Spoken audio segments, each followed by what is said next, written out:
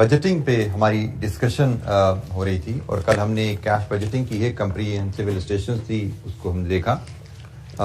आज हम बजटिंग के पास पेपर क्वेश्चन जो चैप्टर एंड पे अवेलेबल हैं उनसे अपनी डिस्कशन स्टार्ट करेंगे। लेकिन इससे पहले कोई आपके जहन में कोई क्वेश्चन पास्ट डिस्कशन को लेके?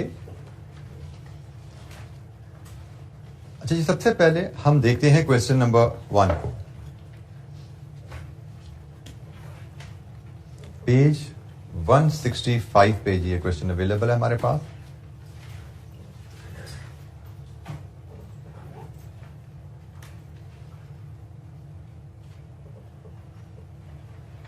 Flamingo limited question 1। रिक्वायरमेंट है जी, prepare production cost budget for the quarter ended 30 सितंबर 20X1। प्रोडक्शन कॉस्ट बजट आने वाले क्वार्टर का। Following data is available from the production records of Flamingo Limited for the quarter ended 30th June 20X1. Direct material 1,20,000। ये है जी data available from the records, मतलब ये जो क्वार्टर खत्म हुआ है 30 जून में उसका डाटा है। डायरेक्ट मटेरियल 1,20,000, डायरेक्ट लेबर 4 रुपए के हिसाब से 75,000, variable overhead 70,000, fixed overhead 45,000। Managements projection for the quarter ended 30 सितंबर, आने वाला जो क्वार्टर है 30 सितंबर तक का, उसके बारे में मैनेजमेंट की प्रोजेक्शंस क्या है? Increase in production by 10%, production आपकी 10% बढ़ेगी। Reduction in labour hour rate by 25%, rate 25% कम हो जाएगा। Decrease in production efficiency 4%, efficiency कम होने का मतलब टाइम ज्यादा लग जाएगा, बिल्कुल ठीक है जी। No change in purchase price and consumption per unit of direct labour.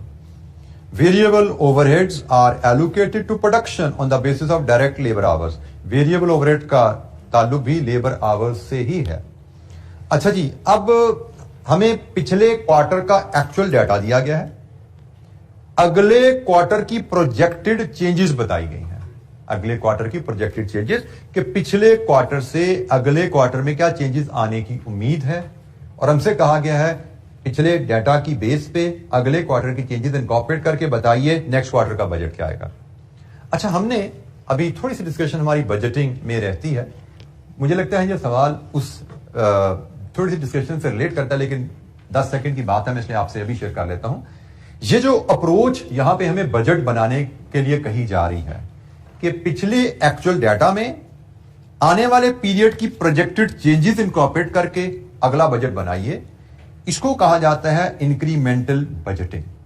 Incremental budgeting it's a very basic see term, सिर्फ मैं तारुफ के लिए आपको बोल रहा हूं कि इंक्रीमेंटल बजटिंग। इंक्रीमेंटल बजटिंग क्या है, मैंने एक जुमले में आपको बता दिया।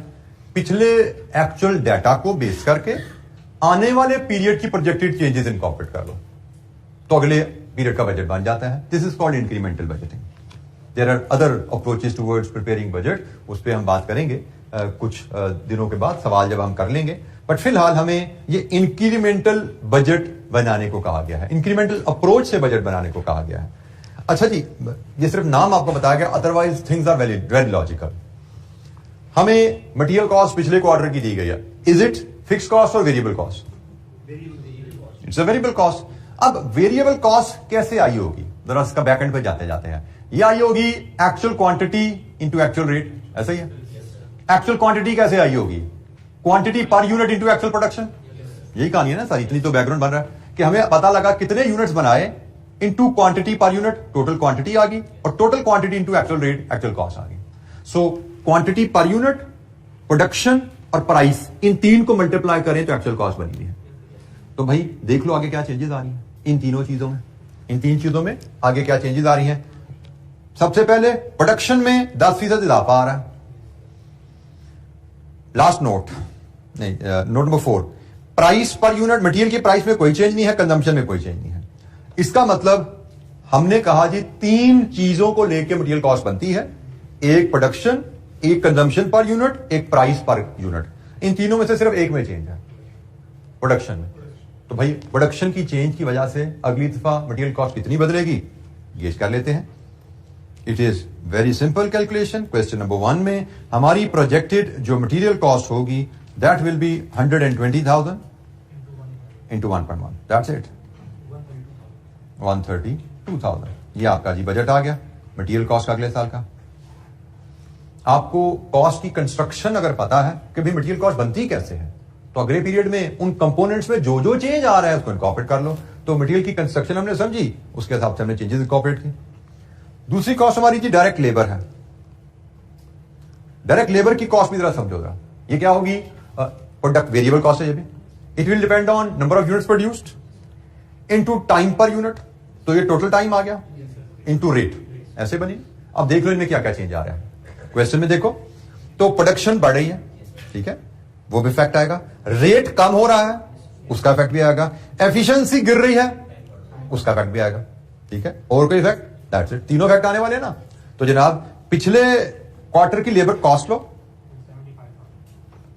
इसमें 25% से 10% से वॉल्यूम बढ़ेगा, बढ़ा दो। 25% से रेट कम होगा, कम कर दो। 4% से एफिशिएंसी गिरेगी, मतलब टाइम बढ़ेगा, खत्म होगी बात। It's as simple as that. कितनी बनी? 64, 350। ये लेबर कॉस्ट आ गई अगले quarter. So you just have to think logically. मैंने आपको बोला कि बजटिंग में बेसिक अंडरस्टैंडिंग अगर आपके पास है, जैसे लेबर कॉस्ट की कंस्ट्रक्शन क्या है, ये आपने ऑलरेडी कहीं सीखी हुई है, ठीक है। मैंने कैप 6 में तो नहीं आपको सिखाई, आपको पहले पता है कि production into hour per unit करो तो टोटल आवर आ जाते हैं, इंटू रेट करो तो लेबर कॉस्ट आ जाती है। हम यहां पे क्या सीख रहे हैं कि भाई जो क्वेश्चन में उसने चेंजेस बताई नहीं है, उस पिछली कॉस्ट में वो चेंजेस अपनी प्रायर अंडरस्टैंडिंग के मुताबिक इंकॉर्पोरेट करता। इसी तरह वेरिएबल ओवरहेड की बात करें, पिछली वेरिएबल ओवरहेड की कॉस्ट है 70,000, उसने ये वेरिएबल कॉस्ट है तो इस पे तो प्रोडक्शन का असर आना है। दूसरा उसने क्या दिया, variable overhead are allocated on the basis of direct labour hours, तो आवर्स के भी जितने असरात हैं वो इस पे आएंगे। तो एक 10% प्रोडक्शन का असर आना है और एक 4% लेबर की एफिशिएंसी की वजह से आवर्स पे असर आ रहा है, ठीक है। तो ये प्रोडक्शन का असर भी आ गया, ये भी आ गया। लेबर के रेट का वेरिएबल ओवरहेड के कॉस्ट से कोई ताल्लुक नहीं है। वेरिएबल ओवरहेड का अलहदा से यहां पे जिक्र किया होता है जी, बिजली हमारी 2% बढ़ेगी, 4% बढ़ेगी, तो ऐसा कोई जिक्र यहां पे नहीं है। वेरिएबल ओवरहेड के रेट में कोई चेंज आएगा ऐसा कोई जिक्र नहीं है। तो मुझे लगता है शायद यहीं से हमारी वेरिएबल ओवरहेड की कॉस्ट आ जाती है। कितनी है? 80080। आखिरी कंपोनेंट है जी फिक्स्ड ओवरहेड्स का।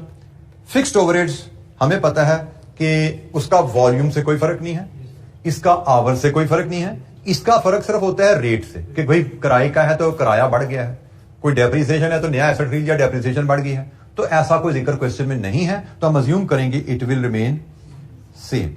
लीजिए जी, ये आपकी बजटेड कॉस्ट ऑफ सेल्स आ गई अगले साल की। सम कीजिए, 321,430।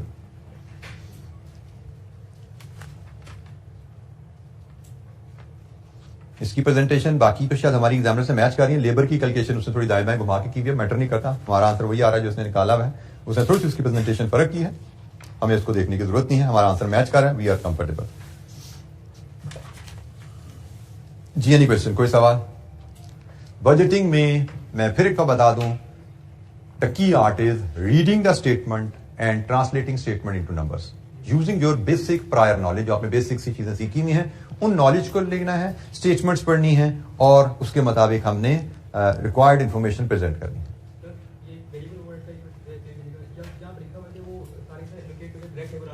जी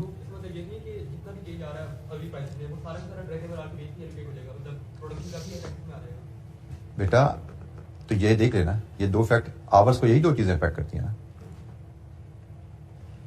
लेबर आवर्स को यही दो चीजें इफेक्ट करें ना, वॉल्यूम और एफिशिएंसी। तो वॉल्यूम भी आ गया, एफिशिएंसी भी आ गया, रेट नहीं आया।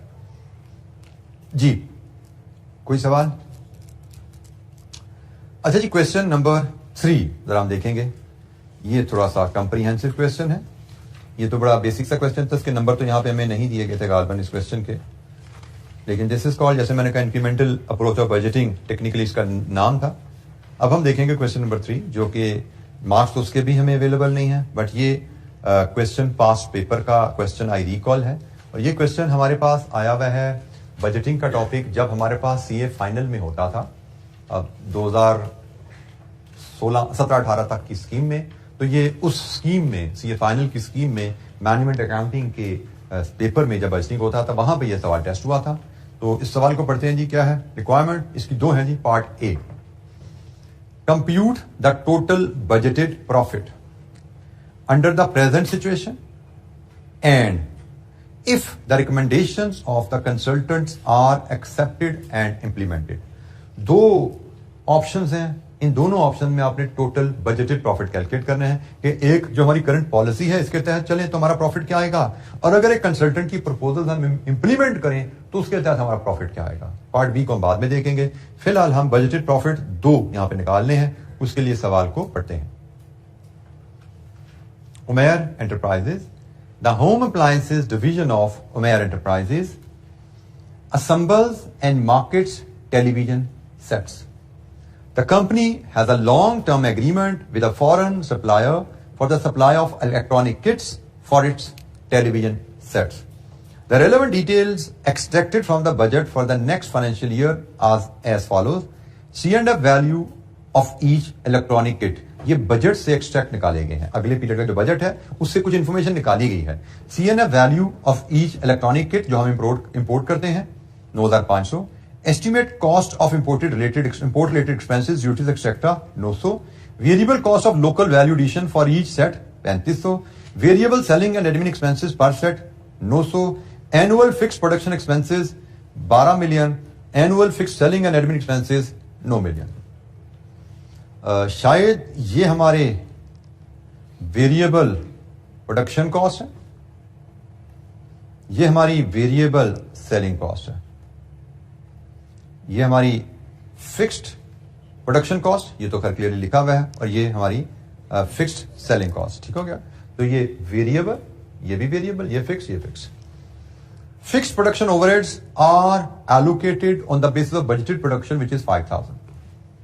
फिक्स्ड प्रोडक्शन ओवरहेड्स आपके 5000 प्रोडक्शन की बेस पे एलोकेट हो रहे हैं।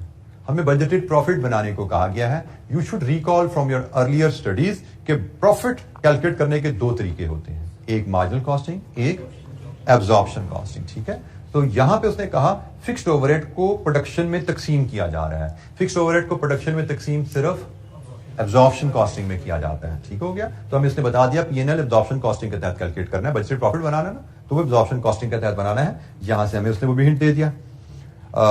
5000 यूनिट्स हमारी बजट प्रोडक्शन है। Present supply chain is as follows. Company sales to distributor at a cost of production plus 25% markup. Distributor sale to wholesalers at 10% margin. Markup margin, ये फर्क भी आपको क्लियर होगा। Wholesaler sales to retailers at 4% margin. Retailer sales to consumer at a retail price at 10% markup on their cost. Performance of the division had not been satisfactory for the last few years. A business consulting firm was hired to assess the situation and it has been recommended. Consultant की recommendation आ गई जी। Reduce the existing supply chain by eliminating distributor and wholesalers. उसने कहा जी supply chain में अभी आपके काफी लोग आ रहे हैं। कंपनी डिस्ट्रीब्यूटर को बेचती है, डिस्ट्रीब्यूटर होलसेलर को बेचता है, होलसेलर रिटेलर को बेचता है। प्रपोजल क्या है? डिस्ट्रीब्यूटर को भी और होलसेलर को निकाल दो, इन दोनों को निकाल दो। इसका मतलब कंपनी सीधा रिटेलर को बेचे। ये कंसल्टेंट की प्रपोजल है। Reduce the retail price by 5%। Offer sales commission to retailer at 15% off retail price. Retail price कम कीजिए। रिटेल प्राइस से मुराद होती है price charge to customer. Customer से जो प्राइस चार्ज हो रही है उसको 5% कम कीजिए और उस प्राइस का 15% रिटेलर को कमीशन दे दीजिए। प्रोवाइड आफ्टर सेल सर्विस, ये काम भी कीजिए। Launch advertisement campaign. Expected cost of the campaign would be around 5 million. It is expected that above steps will increase the demand by 1500. Current demand शायद 5000 है, बिल्कुल ठीक कहा। लेकिन ये स्टेप ले लेंगे तो by 1500 डिमांड बढ़ जाएगी, मतलब 6500 पे चली जाएगी। The average cost of providing after sale service is estimated at 450%. ये जो बात है ना कि प्रोवाइड आफ्टर सेल सर्विस, इसकी कॉस्ट की बात हो रही है कि आपको 450 रुपए पर सेट कॉस्ट पड़ेगी। अच्छा जी, रिक्वायरमेंट क्या है? Compute budgeted profit under the present situation, कि हम ये प्रपोजल इंप्लीमेंट अगर नहीं करते तो कंपनी का प्रॉफिट सालाना क्या है, और अगर ये प्रपोजल इंप्लीमेंट कर देते हैं तो सालाना प्रॉफिट क्या रहेगा। अच्छा जी, प्रॉफिट जानना है हमने कंपनी का, तो प्रॉफिट और लॉस बना लेते हैं एब्जॉर्प्शन कॉस्टिंग के तहत जी। मुझे लगता है कि पीएनएल बनाने में कोई चैलेंज, यहां पे प्राइस किधर है, प्राइस कहीं गिवन थी, प्राइस ये गिवन है जी, ये गिवन है, ये गिवन है, ठीक हो गया, ये है ना प्राइस हमारी। तो जनाब हमारा पीएनएल कैसे दिखेगा, क्वेश्चन नंबर 3 में हम ए और 1 बनाते हैं, ठीक है जी। पहले A1 sales less production cost of sales, आपको मिलेगा ग्रॉस प्रॉफिट, और ग्रॉस प्रॉफिट में से लेस कर दें आप सेलिंग एंड एडमिन एक्सपेंसेस, जिसमें 2 हिस्से हमें बताए गए हैं, एक वेरिएबल है और एक फिक्स्ड है। और प्रोडक्शन कॉस्ट ऑफ सेल्स को भी हम 2 हिस्सों में ही कर लेते हैं, इसमें भी एक वेरिएबल है और एक फिक्स्ड है। इसके भी हम 2 हिस्से कर लेते हैं, एक वेरिएबल है और एक फिक्स्ड है। अच्छा जी, जो इंफॉर्मेशन अब तो हमें पता है, पहले उनको फीड कर लेते हैं। यहां से हम बजटेड प्रॉफिट ले लेंगे। जैसे सेलिंग एडमिन फिक्स्ड कॉस्ट हमें पता है 9 मिलियन है, ऐसे ही वेरिएबल कॉस्ट हमें पता है 900 रुपया पर यूनिट है। कितने यूनिट बेचने हैं करंट सिचुएशन में, 5000 इंटू 900 कितना बना, 4.5 मिलियन। फिक्स्ड प्रोडक्शन कॉस्ट का भी हमें पता है 12 मिलियन है। वेरिएबल प्रोडक्शन कॉस्ट भी कोई इतना चैलेंज नहीं है, 9500 जमा 900 जमा 3500 इंटू 5000 कितनी बनी है, 69.5 मिलियन। अब हमें सेल्स चाहिए, तो सेल्स उसने कहा प्रोडक्शन कॉस्ट के ऊपर 25% मार्कअप के साथ है, तो आपकी प्रोडक्शन कॉस्ट ये आ गई 69,500,000 प्लस 12 मिलियन, ये प्रोडक्शन कॉस्ट है, इसके ऊपर 25% मार्कअप डाला तो ये सेल्स आ गया। कितनी सेल्स है,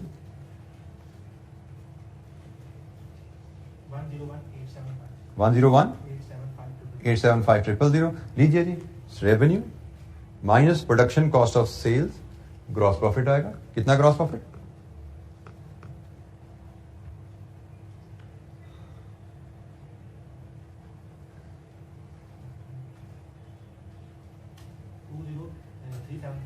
375,000 और इसमें सेलिंग एडमिन लेस कीजिए, नेट प्रॉफिट आएगा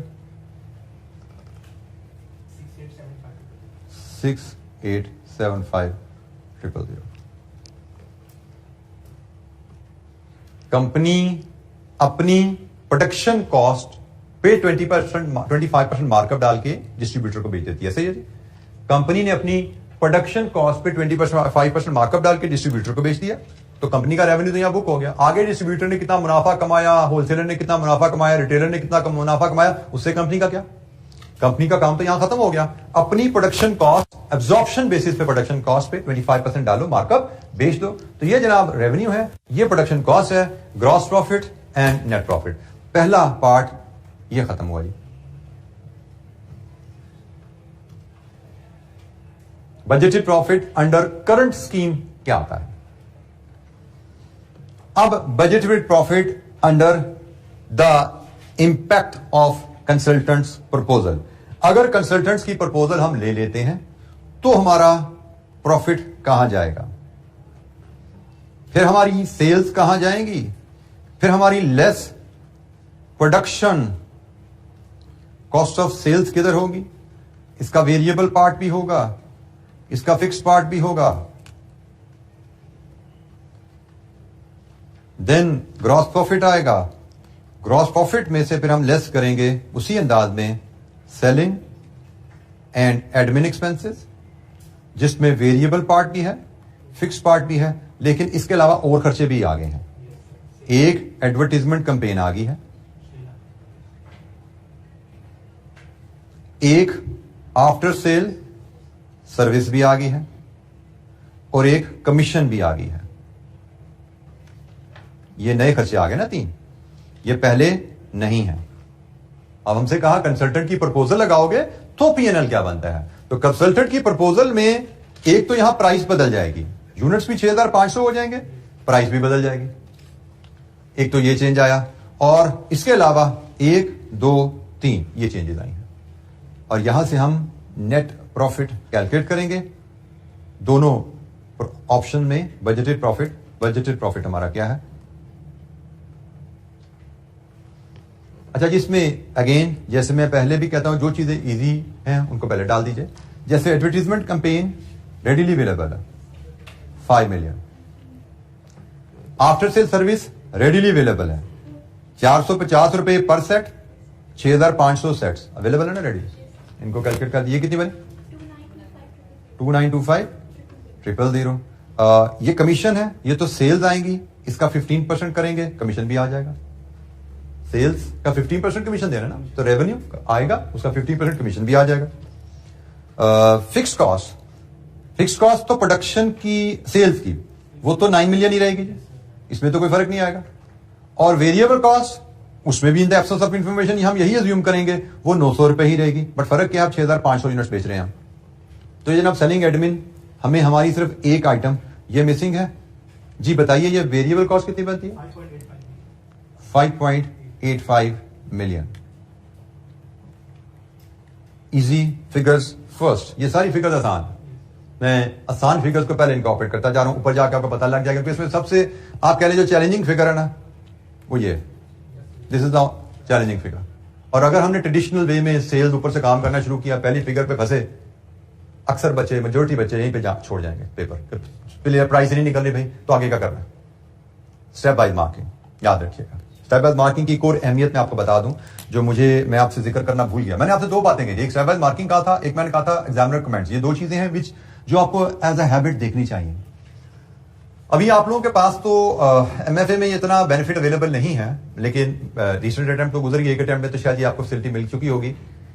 एग्जामिनर कमेंट्स जब आप देखते हैं तो एग्जामिनर कमेंट्स में हर क्वेश्चन के ऊपर कमेंट है कि हर क्वेश्चन में इन जनरल बच्चे को कहां कहां प्रॉब्लम आई और कॉमनली बच्चे ने क्या क्या मिस्टेक्स की। तो एग्जामिनर कमेंट्स पढ़ने से यू गेट फेयर आइडिया कि कॉमन मिस्टेक्स क्या हैं, और आप जरा केयरफुल हो जाते हो उन एरियाज पे खुद सवाल करते हुए, पहली चीज।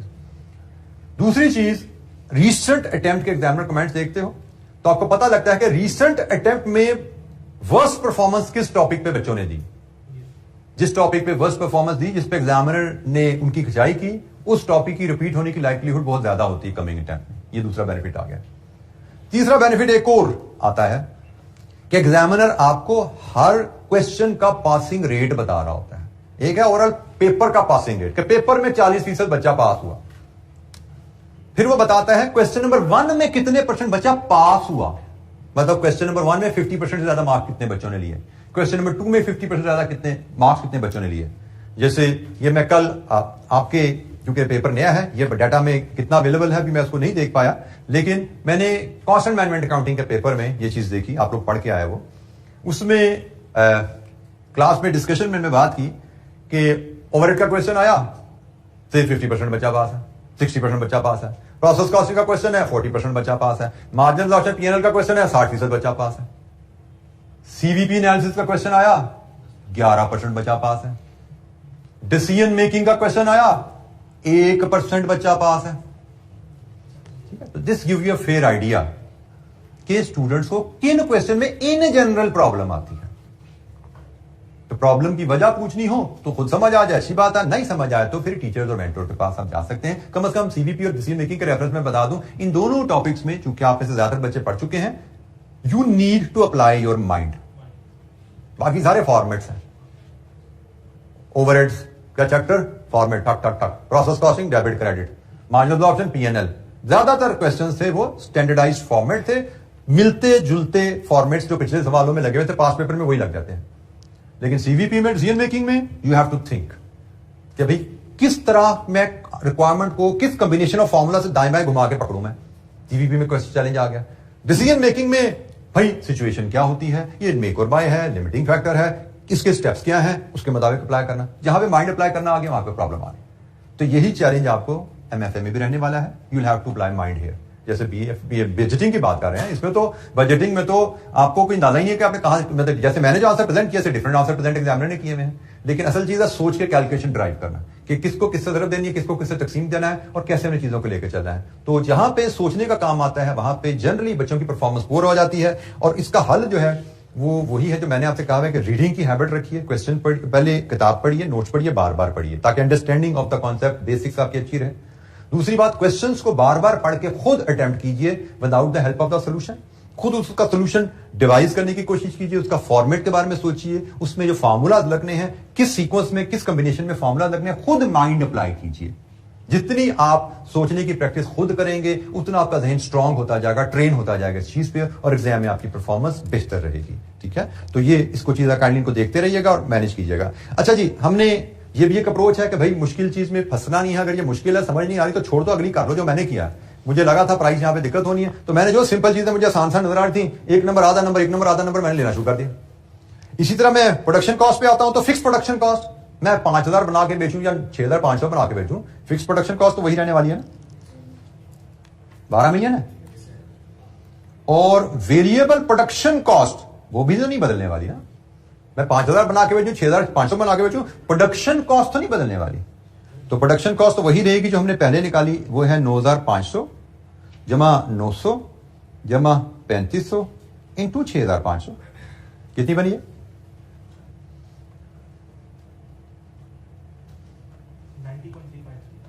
90.35 मिलियन। लीजिए जी, अब हमारी सिर्फ एक फिगर रह गई है, वो फिगर आ जाए तो पीएनएल पूरा हो जाता है। तो फिगर अब 3 नंबर की है, 4 नंबर की है, कोशिश कर लेंगे, समझ आ जाए, एग्जाम पॉइंट से बात करो, समझ आ जाएगी तो कर लेना, 2-3-4 मिनट में नहीं समझ आएगी तो 500,000 ज़ूम करना, सवाल खत्म कर देना, आगे चलना। ठीक है, क्योंकि इस सवाल में सवाए एक वर्किंग के जो 3 या 4 नंबर की होगी, शायद सवाल ये 12 या 13 नंबर का है, तो 8-9 नंबर तो ले चुके आप।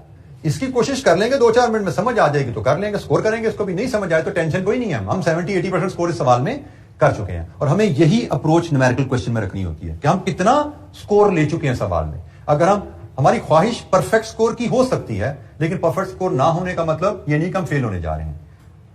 हमें तो 50% स्कोर चाहिए पास होने के लिए, और आप किसी सवाल में 70, किसी में 80, किसी में 90, किसी में 40, किसी में 30% ले लेते हो, एवरेज आपका 60+ निकल जाता है, आराम से पास हो जाते हो। और ये लेकिन आप तभी कर पाते हो जब आप पेपर पूरा करो। तो अगर यहां पे फंस गए, पूरा पेपर छोड़ दिया, तो आप तो शायद 1 नंबर या आधा नंबर लेके जा रहे हो। लेकिन जिसका मैं कह रहा हूं, यहां पे फंसना नहीं है, बाकी जो आता कर दो, तो आप यहां पे 8 या 9 नंबर लेके जा रहे हो, तो it makes a lot of difference. तो काइंडली अप्रोच अपनी न्यूमेरिकल क्वेश्चन में ऐसे रखिएगा। अच्छा, जब हमें प्राइस चाहिए, हमने अब रिटेलर को बेचना है और उसको हमने बेचना है रिटेल प्राइस पे, ऐसा ही हमने रिटेलर को रिटेल प्राइस पे देना है, और वो रिटेल प्राइस होगी हमारी करंट रिटेल प्राइस से 5% कम। इसका मतलब हमें पहले करंट रिटेल प्राइस निकालनी पड़ेगी, फिर उसमें 5% का डिस्काउंट डालना है। ये हमारा काम है जी। तो करंट रिटेल प्राइस निकालनी पड़ेगी, उसके लिए हमें यह पूरी सप्लाई चेन फॉलो करनी पड़ेगी। करंट रिटेल प्राइस के लिए हम ये पूरी सप्लाई चेन फॉलो करेंगे और देखेंगे कि करंट रिटेल प्राइस है क्या, और 5% डिस्काउंट डालेंगे तो हमारी नेक्स्ट ईयर प्रोजेक्टेड या प्रपोज रिटेल प्राइस आ जाएगी। ठीक है, प्रपोज रिटेल प्राइस आ गई तो हमारा सवाल कंप्लीट हो जाता है। तो हमारा स्टार्टिंग पॉइंट है, कंपनी 25% मार्कअप के साथ बेच रही है डिस्ट्रीब्यूटर। तो यहां से हम बात शुरू करते हैं जी। हम प्राइस के लिए वर्किंग बनाते हैं, से वर्किंग 1, और उसमें सबसे पहले मैं देखता हूं करंट डाटा हम ले रहे हैं, price charged by company from distributor. तो ये तो बड़ी आसान है हमारे लिए। मैं पार्ट 1 में जाता हूं। पार्ट 1 में मेरे पास ये रेवेन्यू आ रहा है, इस रेवेन्यू को मैं यूनिट से डिवाइड कर दूं तो प्राइस आ जाए। पार्ट 1 में रेवेन्यू आ रहा है मेरे पास, जरा फिगर बोलिए रेवेन्यू की क्या है? 10187,500 डिवाइडेड विद 5000। तो ये जी मेरे पास प्राइस आ गई। कंपनी करंटली प्राइस चार्ज कर रही है 20375। ये है जी कंपनी जो डिस्ट्रीब्यूटर से प्राइस चार्ज कर रही है। एग्री? फिर इसके बाद लिखा हुआ जी डिस्ट्रीब्यूटर होलसेलर को 10% मार्जिन पे बेचता है। Price charge by distributor from wholesaler, that price is 20,375 margin, इसका मतलब डिवाइड विद 90 इन 200, ऐसे ही है, क्योंकि ये डिस्ट्रीब्यूटर की कॉस्ट है। कंपनी ने डिस्ट्रीब्यूटर को इस प्राइस पे बेचा तो ये डिस्ट्रीब्यूटर की कॉस्ट बन गई ना। डिस्ट्रीब्यूटर ने 10% मार्जिन कमाना है, मार्जिन का मतलब क्या है, कॉस्ट 90 होगी, कॉस्ट 90 होगी तो प्राइस क्या हुई 639। इसके बाद होलसेलर बेच रहा है रिटेलर को, तो price charged bye wholesaler from retailer 4% margin, ये भी मार्जिन की कहानी है। तो 22639 डिवाइड विद 90 6 इन 200, बिल्कुल ठीक हो गया जी। कितनी बनी 23582। एंड आखिरी retail price, current retail price जो रिटेलर चार्ज करेगा कस्टमर से, उसने कहा जी 10% मार्कअप ऑन देयर कॉस्ट। ये कॉस्ट टू रिटेलर है 23582, इस पे 10% मार्कअप डालना है, मतलब इसको 1.1 से मल्टीप्लाई कर दो, कितनी बनी 25940। ये आपकी करंट रिटेल प्राइस है। अब यहां पे कैलकुलेट कर लीजिए प्रपोज्ड रिटेल प्राइस, 5% डिस्काउंट है, 25940 का 95% 643। लीजिए जी, ये है वो प्राइस जो हमें अपने budget under the proposal of consultant बना रहे हैं उसमें डालनी है। 24643 24643। लीजिए यहां से रेवेन्यू बताइए क्या है 160 179 500। यहां से ग्रॉस प्रॉफिट ले लीजिए, sales minus production cost of sales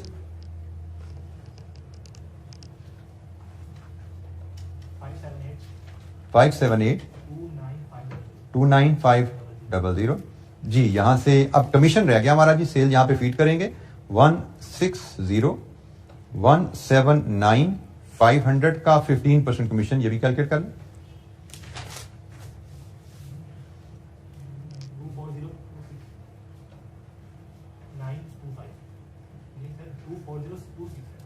24026 925। लीजिए जी, अब आप यहां से अपना प्रॉफिट डिटरमिन कर सकते हैं।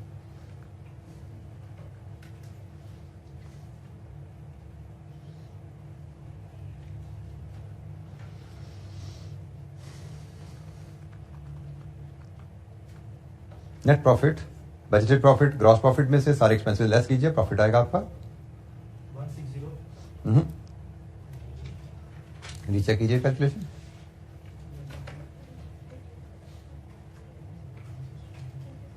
57 मिलियन आपका ग्रॉस प्रॉफिट है। इसमें से ये सारे खर्चे माइनस कीजिए,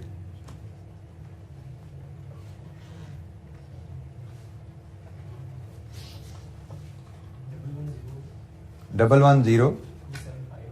27575 लीजिए जी। ये हमारे पास बजटेड प्रॉफिट आ गया अगर हम प्रपोजल इंप्लीमेंट करें। ये आंसर हमारे एग्जामिनर के आंसर से स्लाइटली डिफरेंट है। उसकी वजह यह है कि उसने ये प्राइस 2 डेसिमल तक एक्सटेंड की है, दैट डज नॉट मैटर। ठीक है, 26,000 प्राइस है, 2 डेसिमल पे जाना कोई जरूरी नहीं है, ले भी गया है वो तो कोई हर्ज नहीं है। वी गेट फुल बटा फुल मार्क्स इस प्रेजेंटेशन के। बाकी भी इसकी प्रेजेंटेशन कैलकुलेशन थोड़ी फर्क है, दैट डज नॉट मैटर। हमें तो फाइनली उसने प्रॉफिट मांगे हैं, हमने बजटेड प्रॉफिट ये भी निकाल दिया और बजटेड प्रॉफिट ये भी निकाल दिया। प्रेजेंटेशन जैसी भी है उससे कोई फर्क नहीं पड़ता, बस हमें सिर्फ ये लिखना होता है कि प्रेजेंटेशन एफिशिएंट हो और हम लॉजिकली उसको समझ पा रहे हो। जी, कोई सवाल यहां पे? बजटेड प्रॉफिट कैलकुलेट करने में कोई चैलेंज? एग्जाम का क्वेश्चन है, क्यों बेटा? मैं बता रहा हूँ ये बेसिकली तो आपका एग्जाम लेवल तो भी डिटरमिन आहिस्ता आहिस्ता होता जाएगा, एस्टैब्लिश होता जाएगा, लेकिन यस ये आपके लिए एग्जाम लेवल क्वेश्चन है क्योंकि ये पास्ट पेपर्स में ये एग्जाम में आया हुआ है आल्दो वहां पे जहां पे पास्ट स्कीम में बजटिंग होता था। ठीक है, बजटिंग पास्ट स्कीम में पहले होता था फाइनल में मैनेजमेंट में, फिर ये आ गया कैफ 8 में, अब आ गया कैफ 6 में। ठीक है, लेकिन ये क्वेश्चन बैंक में उसी तरह कैरी हो रहे हैं। जब कैफ 8 में बनाया गया था क्वेश्चन बैंक तो वहां पे भी आई कैप ने एक क्वेश्चन को लिया, बल्कि अभी जैसे मैंने आपको बता दिया जैसे ये फाइनल लेवल पे क्वेश्चन टेस्ट हुआ है, आगे अभी हम कैप लेवल के क्वेश्चन भी देखेंगे तो आप देखेंगे वो क्वेश्चन इसी लेवल इसी डिफिकल्टी लेवल पे आएंगे। और ये वैसे कुछ बहुत ज्यादा आपको ज्यादा डिफिकल्ट लगा, आम सा क्वेश्चन है, ये मैं बता रही तो फाइनल लेवल पे आया है। तो ये फाइनल लेवल में एग्जाम में क्वेश्चन आया हुआ है। लेकिन बजटिंग में थोड़ा सा चैलेंज मैं आपको बता दूं क्या रहता है। आपने बजटिंग टॉपिक पढ़ते हुए देखा, यूं करके खत्म हो गया हमारा डिस्कशन, तो सी कुछ नहीं है, क्योंकि मैंने आपको शायद पहले ही बताया था कि उसमें डिस्कशन में ऐसा कोई बेसिक से फॉर्मेट ही है कि भाई पीएनएल पहले सीखा है, बस ये ख्याल रखना ना, बैलेंस शीट पहले सीखी, बस ये ख्याल रखना, कैश फ्लो का फॉर्मेट है, उसमें ये चीजें ख्याल रख लेना। इतनी सी बात है बजटिंग में, और तो कुछ था ही नहीं।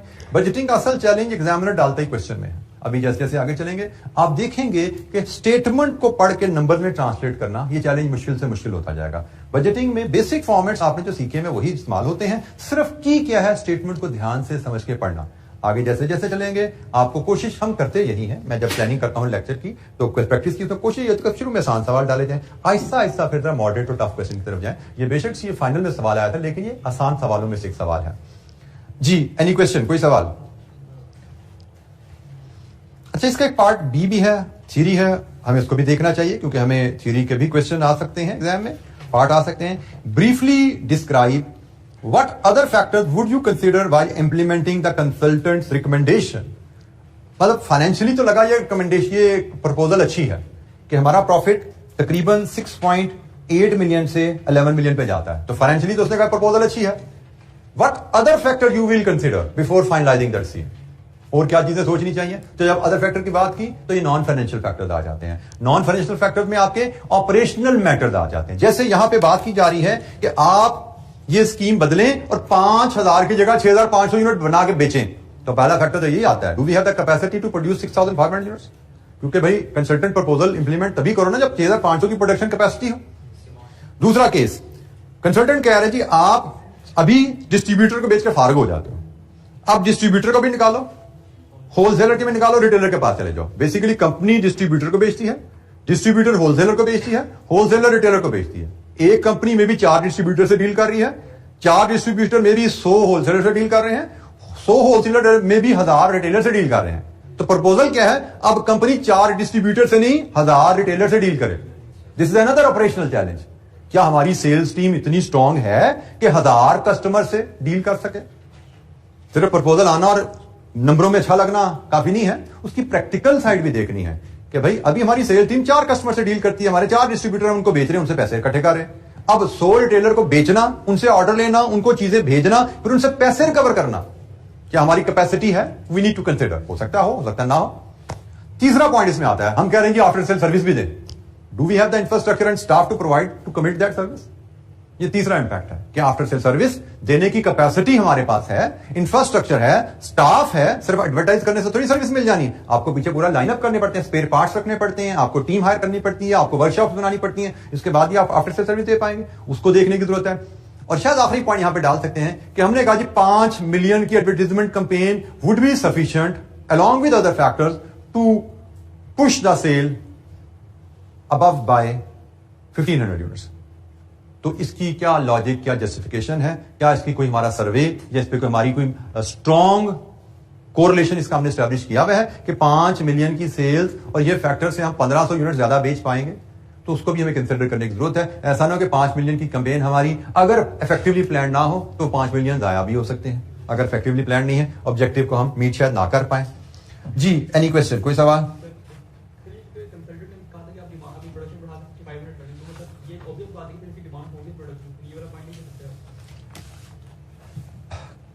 कंसल्टेंट ने कहा है कि आप ये प्रपोजल इंप्लीमेंट करें तो you will be able to sell 15,000 more units. Exact अगर हम जुमला पढ़ लें, this will increase demand by 1500। तो मैं डिमांड को क्वेश्चन नहीं कर रहा, मैं प्रोडक्शन कैपेसिटी को क्वेश्चन कर रहा हूं।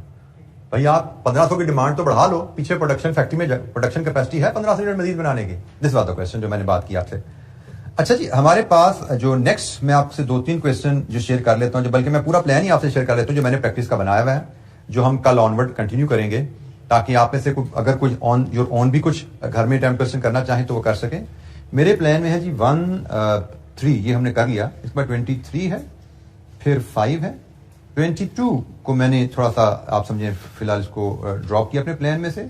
20 फिर क्वेश्चन 7 है, फिर क्वेश्चन 8 है, फिर क्वेश्चन 9 की जगह मैंने क्वेश्चन 9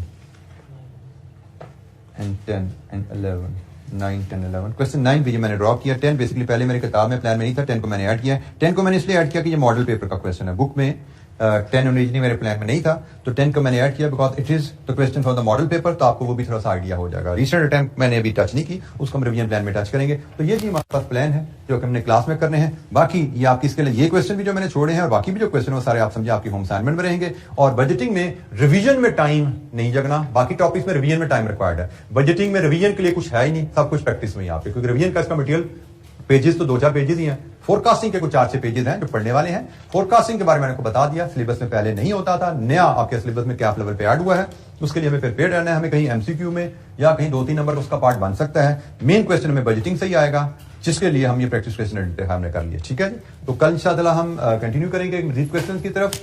और ये मैं बात फिर कंफर्म कर दूं कि हमने नेक्स्ट वीक 6 क्लासेस हमारा प्लान है, तो 6 क्लासेस में इंशाअल्लाह हम ये बजटिंग भी नेक्स्ट वीक हमारा खत्म हो जाएगा और हम रिस्क मैनेजमेंट के एरिया जो आखिरी हमारा चैप्टर है उस पर इंशाअल्लाह बात शुरू कर देंगे। फाइनेंशियल रिस्क मैनेजमेंट हमारा जो एरिया है लास्ट चैप्टर, उसमें हम बात शुरू करेंगे।